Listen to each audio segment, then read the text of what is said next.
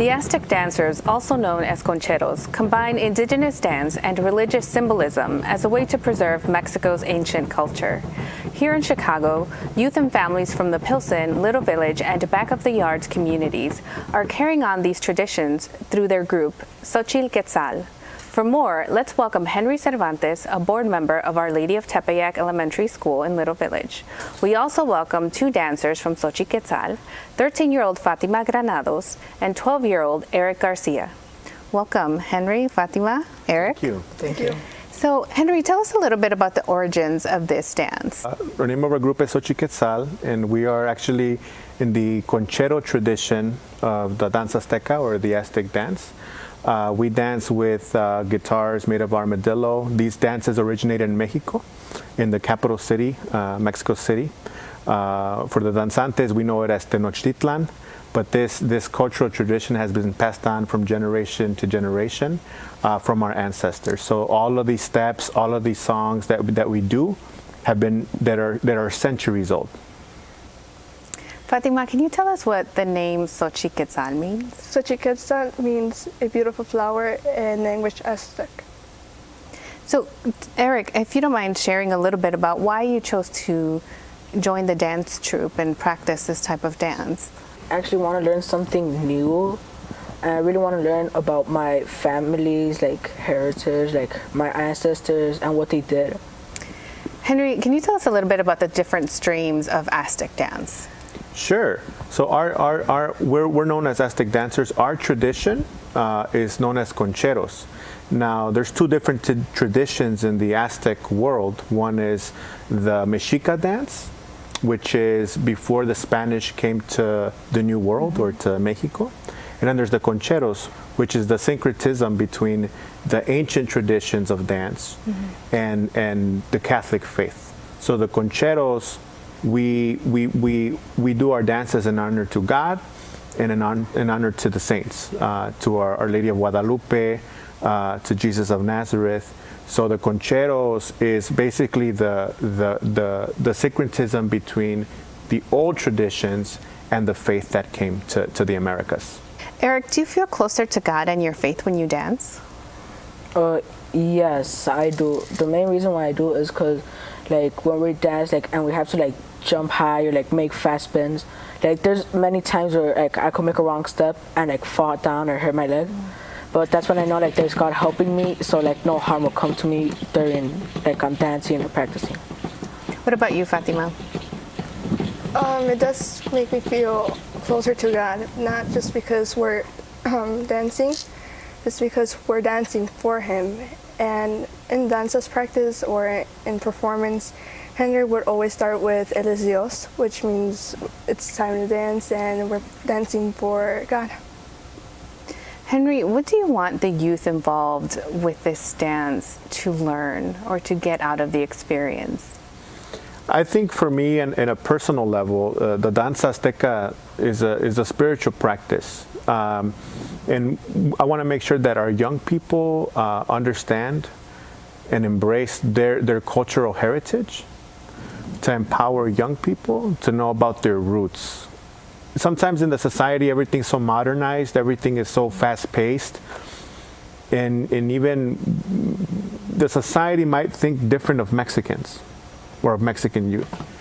What we hope to do with the dance is to transmit the tradition, the way that it was taught to me, to the next generation. So they're not ashamed of being Mexican, so they're not ashamed of who they are, even though the society may say something different.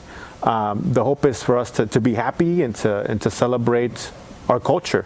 Let's take a moment to see some of the Xochitl-Quetzal dancers and musicians in action.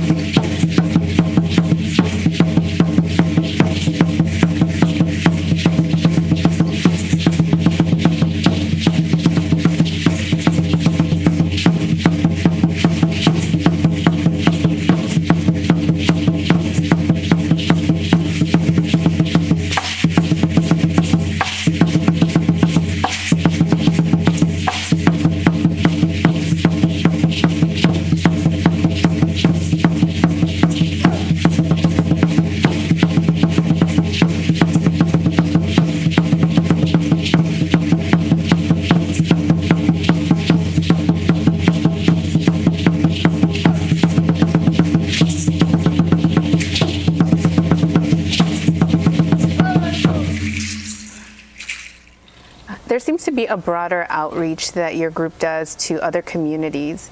You had an Aztec dance festival, and you combined it by inviting also African dancers to participate as well. Can you tell us a little bit about that festival and why you chose that approach? Sure. So in Mexico, the different groups that have their danzantes, their dancers, and their dance chiefs, they organize themselves and do these celebrations. So this past summer, we actually hosted our group celebration in the community, and we reached out to the African American community because they're our neighbors. So what we did with our dance is we were celebrating our culture, our tradition, but we reached out to the African American community and to the young people to come and share their drums with us, to come and share their dance with us. So that's what we did. We celebrated our celebration, our danza, but reaching out to other communities. And it was a great success. The young people loved it, and it's a way to bridge Latino and African American because that is needed in our society, particularly with the way that our communities are. Sometimes we don't have that space to celebrate each other's culture and communicate, and really know that even though we're in this inner city, if we're in the west side of Chicago or the south side of Chicago, there's deep roots there that need to be tapped into, and that can help solve some of the issues that we have going on today. That's wonderful. So tell us a little bit about the imagery of your regalia and some of the pre-Columbian instruments that you use. Well, I use the conch shell, which we use in the Aztec dance. It's a natural instrument, which is mostly used to bring like Aztec people like together, Aztec communities together, to like start doing a performance, start dancing, like before a danza or a practice. Some of the other instruments that we have, like Eric and Fatima said, these are all natural instruments. We have the huehuet, which is actually made out of a tree. We also have a turtle shell. These are all natural instruments, and a deer antler.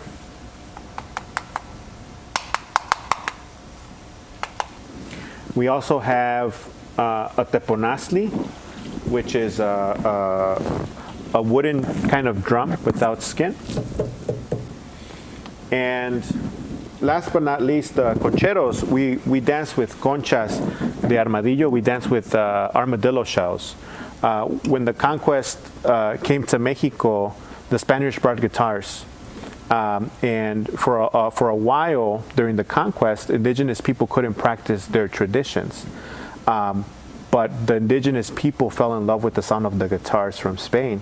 And so the Mexican indigenous communities created their own guitars. And they made them out of armadillo shells because the armadillo was a sacred animal. And to this day, we have men in Mexico who make these instruments for us. And this is why we're known as concheros, because of the shell, the concha. Concheros has survived through many centuries of change within Mexico. Can you tell us what it is that has made concheros survive for so long? I'm a student of history, and I love to read history books. I think what's fascinating about the history of our people is that they've always figured out new ways to struggle and to keep going. And I think the conchero tradition, I think it speaks to the genius of our ancestors to keep traditions alive amidst a changing world. Before we used to use the huehuets, the drums. Now we use the conchas with the same beats. When we sing songs, alabanzas, we sing songs with the same beat of our ancestors. So I think it speaks to how clever and smart and precious the teachings were of our ancestry, and that they can survive. They can survive colonialism, they can survive capitalism, they can survive, I think it speaks to the strength of our people. Henry, Fatima, and Eric, thank you for being with us today and sharing so much of your talent and your culture with us. I'm Jackie Marcus for Different Drummers and the Greater Chicago Broadcast Ministries. Keep the faith.